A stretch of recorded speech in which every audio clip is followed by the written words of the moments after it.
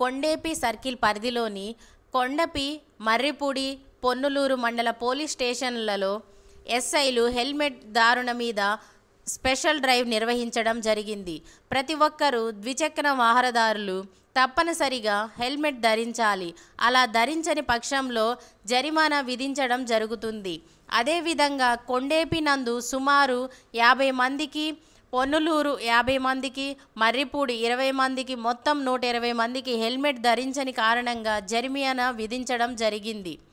ప్రజలందరూ గమనించాలి. ద్విచక్ర వాహనం యాక్సిడెంట్ల వల్ల ఎక్కువ మరణాలు సంభవిస్తున్న కారణంగా ఖచ్చితంగా ప్రజలు హెల్మెట్ ధరించి మాత్రమే వాహనాలపై ప్రయాణం చేయాలి.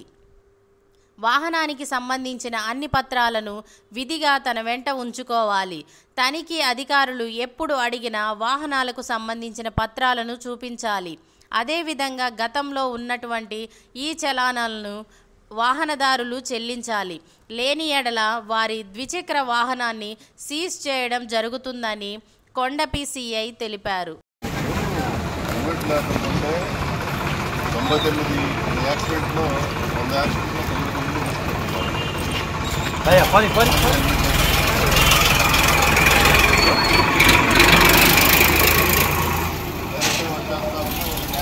ప్రమాదం జరిగితే సహాయం చేసే వాళ్ళు లేదు.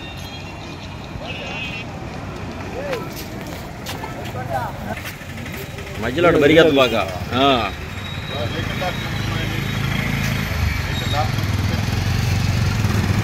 డాక్యుమెంట్స్ ఉంటే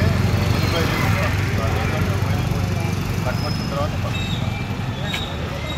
ముందు బాబా